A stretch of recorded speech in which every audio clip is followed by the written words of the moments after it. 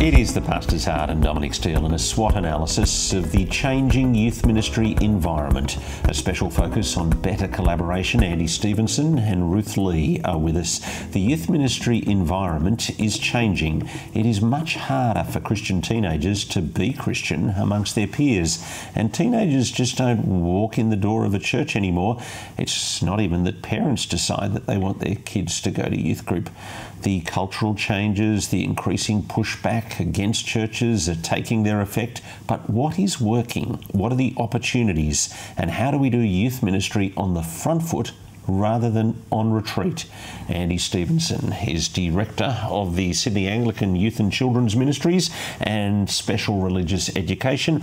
And Ruth Lee has served as the youth worker at Cornerstone Presbyterian Church in Sydney for 15 years. Ruth, Andy, before we come to our topic, let's start with your pastor's heart. And just the other day, there was a Gospel Coalition article about long-term youth ministers being unicorns, and you at 42 are unicorns. How did it make you feel being a unicorn, Ruth? Well, because you've been doing it a long time. Yes, and even that Andy and I are the same age. Yes, we are. But yeah, it is really rare to find, particularly females as well, to be in youth ministry for that long. But I guess for me, I became a Christian when I was in high school as a youth, and so I think that has driven a lot of my love for youth ministry and wanting to see youth just come to know Jesus and stay being a Christian. Yeah. Andy, when are you going to get a proper job? Well, I mean, that's really the thesis that your heart is against, isn't it? Yeah, that's right. I think all ministry is wonderful, and ministry to teenagers, to children is very special and very privileged, and I think it's where the action is a lot of the time. It's where statistics will say just under 80% of people in churches became a Christian in the teenage or children years, which is brilliant. And so you get to see a lot. It can be difficult, but the rewards are beautiful. And I think my heart really is that I've been involved in youth ministry all my life. As a teenager, I became a Christian at youth group in the youth group years. Quite personally, my mother passed away in the teenage years, and the people that cared for me the most were the youth group leaders. Really? Yeah, they brought meals around and they prayed with me, and yeah, it really showed me what youth ministry can be at its and in its hardest times. Yeah. You've seen that play out too, Ruth? I think definitely in my own life as well, having lots of youth leaders care for me over the years. My mum also passed away when I was in high school. So similar story in that a lot of my youth leaders were the ones who tried to follow me up. I probably wasn't that chatty back then, but knowing that they were always there and offering to drive me places, or offering to chat and pointing me to Jesus, it was really encouraging. Okay, now you've both been serving in youth ministry 15 years, but you were obviously in youth ministry before that. How has youth ministry, how is it different now, and what are the new challenges that we're facing the new context we're facing compared to 15, 20 years ago? So for me, I've been at Cornerstone for 10 years now with CY, and back then when I started, nearly 99%, I would say, were private school kids, and also our youth who were from our church. But over the years, slowly we're starting to see more public school kids coming along, and also more non-church youth coming along, so friends of our youth coming along too. So it's created a great diversity. Although you were telling me, I mean, they've had more public school kids. You were telling me across the board, that's not the case. Yeah, that's right. Particularly in Greater Sydney, but as I talk to different youth ministry friends around the country, in the last 20 years, the statistics say that we kind of went from 80% public school, 20% private or Christian school, and that has flipped to 80% private and Christian school kids in the youth group versus 20% public school kids. Now that's a big change. Significant. I mean, I think though we've actually gone, in this time period, we've gone up to many more private schools, kids just in general. That's right. There's way more schools. Way more private schools in general. But that's a much bigger shift in terms of the youth group than... And it's a reflection on society as well, perhaps, and also a reflection on one of the other things that's changed is it's harder for a young person to be a Christian. I talk to grandparents, I talk to people who've been Christians 50 years, and they come up to me with almost a tear in their eye and they say, you know, it's hard for a teenager to be a Christian today compared to how easy it was for them where everybody went to church and youth group was normal and Sunday school was just the done thing. That's not the case these days. I say that to our youth all the time. Yeah. Like they're up against so much more than we were about 10, 15 years ago. Yeah. I mean, you're doing a fair bit of, if you like, the umbrella man stuff, Andy, negotiating with secular schools and that kind of thing for Scripture. How are those conversations more? I mean, I remember you and I talking about this kind of stuff 15 years ago. Well, that's right, we did. And how is it different now to back then? Yeah, like I think perhaps society's view on religion has changed. That is a broad statement, if you will. I think you'd say yes, it has. Yes. It definitely has. But I would say that SRE was far more acceptable and more. SRE is what? We're an anti-acronym ministry. Yeah, that's right. Because acronyms exclude people. Yes. Well, and that's a helpful comment. SRE, Special Religious Education, which is effectively being able to teach the Christian faith in public schools, which in New South Wales is quite unique in some ways in terms of our legislation. Now, collaboration and moving forward, you're seeing collaboration on several levels or several layers. There's a layer of cross-city or cross-the-place collaboration. How does that work? Yeah, so in some ways there's like these large-scale kind of camps like KIC that happens, which is another acronym. Yeah, I know. I realised that as soon as I was saying it. A youth conference, it's called Katoomba Youth Conference because it's in Katoomba, but which is a part of New South Wales. But people come, youth groups come from all over the state, all different denominations to be together, to be encouraged, to be in God's Word, and to be on one large-scale camp that happens over 4 camps really per year. And there's other camps like Leaders in Training. Now, what do you like about that? Yeah, it's good. For our youth group, I love it because it helps our youth see above our own youth group. So also we're not an Asian church per se, but a lot of our youth are Asian. And so to help them be able to see that being a Christian is wider than our little circle. Yeah, the more homogenous the ministry, the actually helps to work against that homogenous unit principle. Yes, and to see there are lots of other youth out there who are Christians. Yeah. You were telling me collaboration though here, it's actually got to do with expository Bible preaching. The exposition of the Scriptures is at the centre of it. Why is that important to you, Ruth? It's one of our fundamental principles for our youth group. So going along to events like KIC and LIT, where we know that there'll be faithful teaching. Leaders in Training. Leaders in Training was the one that he did say before. Which is one of those, another that high-level camp, but keep going. Yeah, so we do go to those because we know there'll be faithful, great Bible teaching at them. Which is a warning to those organisations to stay prioritising expository Bible teaching. And it builds trust. So I think I was sharing with you earlier that Ruth and I have known each other for about 15 years, partly because we're unicorns, if that can be said, that seems so strange, but also because we've worked in different combined church, regional, state level conferences, and we've done that because there's been a trust of one another, as we've talked about, who we are as Christians, what we believe. We're Reformed Evangelical. We believe in expository preaching of the Bible, and that being core to what we do in our youth ministries.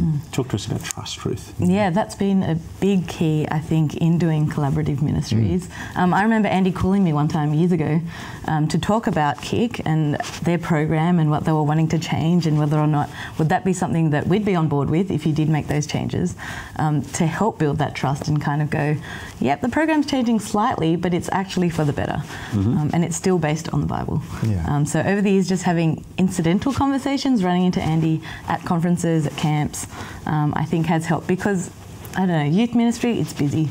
Youth pastors all have lots of things on in their calendar. So then to be able to carve out time to be able to go to these camps it takes effort, and you want to make sure that if you're carving out that time, it's going to be worth it. Why is a big thing like a big convention, I mean, is it just bigger is better?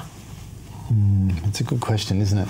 Often we look at it, Kick's numbers, very thankfully, are through the roof, bigger than they've ever been. Things like leaders in training camp as well, similar. Does it make it better? No. Just because it's big, it doesn't mean it's better. It's what happens at those places together that is the better thing.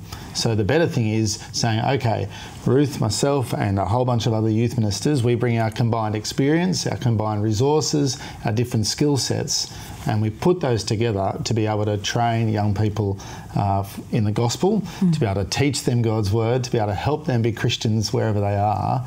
And collectively, we think we can do a lot more together, in one sense give a better kind of all-rounded ministry really to young people and for churches, for youth ministries, which you can do by yourself, but you're limited because you're only limited by what you can do personally and your own strengths and weaknesses. And I think the key to those big events is that you are pushing people back into churches and youth groups to do the week-to-week ministry. My big passion, my heart is local church partnership is the key to all of these things. They're only big because of the local relational trust that we have. And I'm just thinking, because I've heard this in little bits and pieces from around the world, people wanting the big event but not actually doing the grassroots. Now, how do we encourage that personal Bible reading, individual nurturing in Christ? Of young people themselves. Yeah, that's right. So I think at one of the best things I've noticed at these big kind of conferences is when a young person gets up and shares how they're going in their own personal devotional life. So I was talking to a young person just the other day, and they were saying at the Leaders in Training camp they'd learnt a framework of how to read the Bible and teach the Bible. And I said, how's that going with the children's ministry you do? And they said, no, well, that's been great, but it's helped me just to read the Bible every day.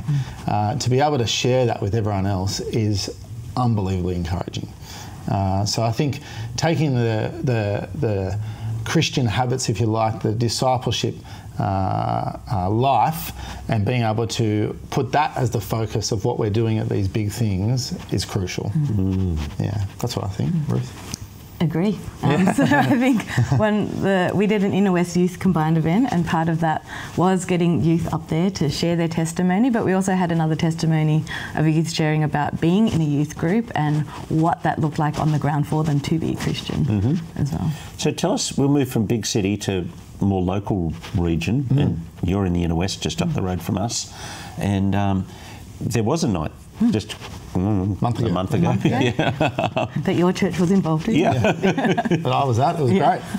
I didn't go, but tell us about it. Your youth group was there. The youth group was there. Well, I think it was a few years in the making, to say. So it started last year with 3 Presbyterian youth groups who had done a trivia night together in the Inner West, a smaller kind of youth groups who were like, let's pull some resources together, do something together. Did the trivia night, but we're like, well, let's take it to the next step. Let's do an evangelistic where we can share the gospel of Jesus to youth in the Inner West. And so they invited our church along. I knew some other churches who we'd done a few collaborative things together before. So we had 8 youth groups come together last year. Went okay. I think all of us would say it was an okay event for a first go because we didn't quite all know each other too well. But then this year we ran it again with 16 youth groups. So we brought along the Anglican Inner West Youth Network along to that. And there was 600 kids or something, I think. Yeah. 600 all up, so I think about 470 or so youth. Right. Yeah, and then leaders. With 130 youth leaders. Right. Yeah. Which, and interestingly, this is a reflection of the last couple of years. We didn't think we'd get that many. No. And the last couple of years, there's been a big appetite towards these regional sort of, 20-odd youth groups together, working together. And what's changed? Yeah. Well, that's a great. Why is that? I think in the past, let's say 20 years ago, that occurred. It died off a little bit. I think there was lack of resources, perhaps some churches feeling like their youth groups were shrinking, those sort of things, and maybe how do we do this? It looks daunting. COVID happens, which brought lots of hard things, but then also some opportunities, right? And I think a lot of youth groups went, our kids need to get together with one another. They crave relationship and friendship and connection. Let's try and do what we're doing locally in our own youth group, but do it with some other youth groups as well, and it's very much taken off. Also, COVID, it's a crisis, right? And a crisis brings people together. I know across the youth ministry network of Greater Sydney and even beyond, a lot of churches said, let's work together again. Let's train leaders better together. Let's combine our resources. Let's do combined evangelistic events together. Let's help get youth ministry out there. Let's help get the gospel of Jesus back out into the community. And so that's a big change. There was a season, if you like, of almost suspicion, I think, that's gone. Yeah, so that's one thing I've really noticed is that... Well, you were going to say something there. Well, we were going... I was chatting to Andy before, and we were saying... The beauty of doing that Inner West Youth Combined event was that I got to know some of the other youth pastors in the area. So we were chatting or planning our next thing, and one of their youth had visited our youth group. And I was just saying as a passing comment to say, hey, if they weren't there on Friday, they were at our youth group. And he was like, well, no, she actually hasn't come to our youth group for a while. So if she lands at your youth group because she's got a really good friend at our youth group, then that's great. So thinking bigger picture, gospel generosity, our big picture is that we want youth growing and maturing in Christ. That's right, because that's all off the back of the relational trust you have with that other youth pastor means that there's an understanding of, okay, sometimes youth will go to youth groups where their friends are. That's a changing thing as well. No longer do they just go to locally where their youth group is. Lots do, and we want to encourage that because we believe in local youth ministry, obviously. But transport has changed, dynamics have changed, friendships are very, very, very important for young people. And so if they go to the youth group down the road, but perhaps still go to their church with their family or whatever the combination might be, the communication, getting on the phone, hey, this is what's going on, great, they're somewhere, is very important. And that has really taken out the suspicion of what is happening in that youth group down the road. I don't know, so I don't want my youth to ever end up there. And if they do, then that's bad. And so there's this competition that's really just gone. But that build-up of trust between youth pastors, I think, is the key to that. Yeah, that's right. So doing it on that leadership level and then bringing it back to because in the Inner West, the youth group, there's churches are pretty close to each other, right? And people live... we're 1.4 kilometres to the next church. That's right. And people live in wherever they can. And so they might drive past 3 youth groups to get to the youth group that they've always gone to. I think we need to be not fearful of that, but then work together and go, okay, what are all the youth groups in this area? Okay, I said to Ruth, my dream would be that imagine if there was this giant youth database that we all, some amazingly powerful database. We all knew where every kid was. Track everyone. Oh yeah, there's issues, but forget the issues. We all knew where every young person was so we could follow them up collectively together. That would be beautiful. Training of youth group leaders, because there's actually been, it used to be that everybody in Sydney outsourced it to the Katoomba Convention and the Next Gen Leadership Conference, and that spit in the dust. And so how do we work together to collaborate to train youth leaders and kids leaders in this new era? Yeah, so for myself at Youthworks, we've been really working in partnership. We've been doing this for a long time, on and off, but in the last couple of years, particularly coming out of COVID, there was this, as we surveyed youth ministers, there was this dramatic need for an upskilling of new leaders because some other leaders had finished after a period of time. And so as we identified that, we, in our youth ministry networks all over Greater Sydney, we said, okay, what do we need to do to train leaders to get them at least to, a basic bar of good youth leadership. And so we said, let's try and make sure we work together. And in working together, the bigger churches had the resources to be able to train their leaders, and they were still doing it even through COVID. But a lot of the smaller churches were saying, training, we'd love to, but we just can't. And so how do we work together, use each other's resources to train the whole, and even see some of the bigger churches share youth group leaders with the smaller churches to help them out. Because there's no good in just having 1 or 2 youth groups in the whole Inner West that everyone goes to, even though there's 20-something churches. We want to see each church with a thriving youth ministry, but that's going to take work, sometimes partnership, sometimes sacrifice.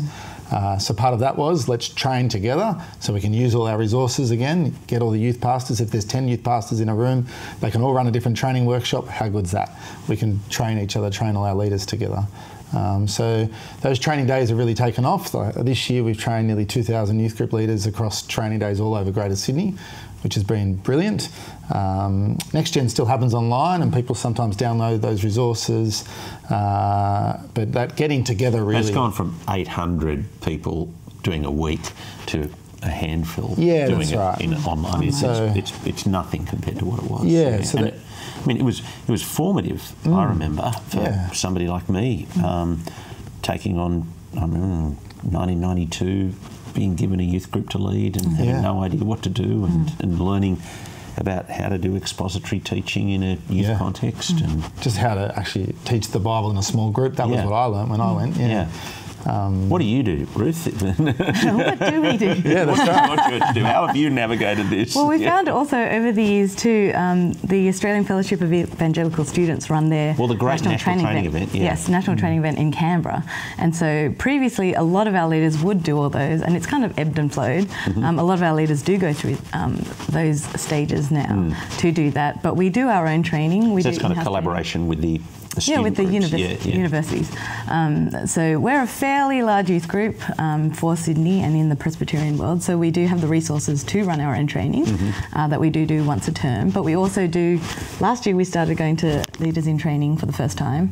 Particularly we saw that gap for our high schoolers in particular to be trained in reading the Bible and teaching the Bible. So for us, again, that outsources it out to Andy and his team to be able to do that for us. And we send some leaders as well to go. What are the highlights of collaboration as you look across the place, Andy?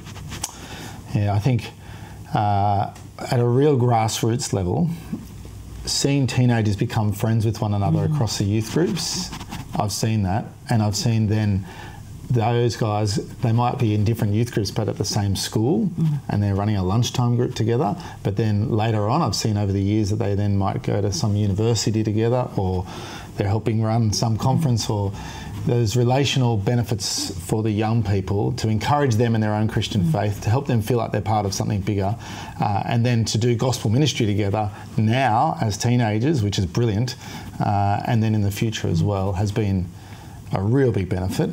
As you say that, I think of my youngest son who, I mean, as we started out here, we were a little church and my kids were the oldest kids in the youth group. And so we worked really hard to send them to other Christian camps, where they would have those peers and people from other churches.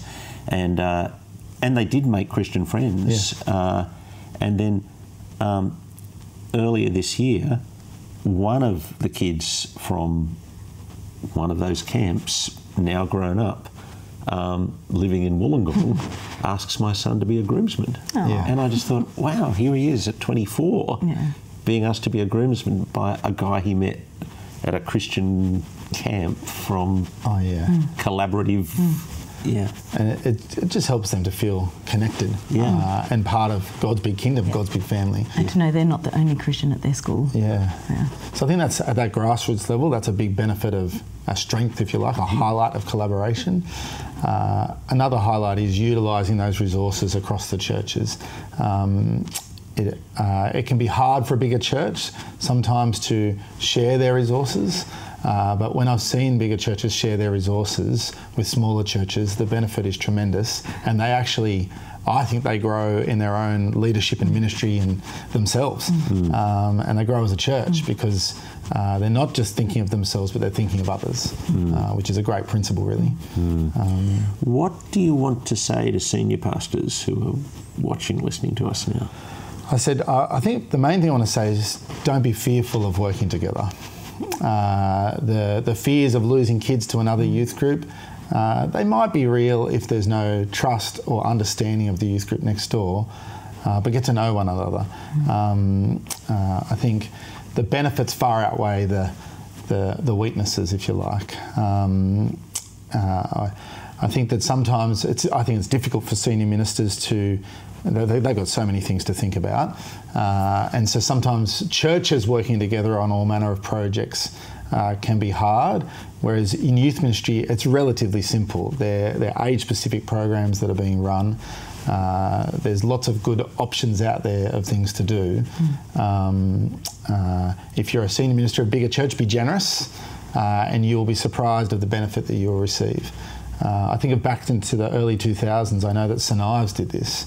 St Ives had a big youth ministry, and they deliberately sent out teams of youth group leaders to smaller churches across the North Shore, some of whom have stayed in those churches and are now pillars of those churches. Those churches may not have survived if St Ives didn't do that. That is brilliant. Ruth, what do you want to say to senior ministers?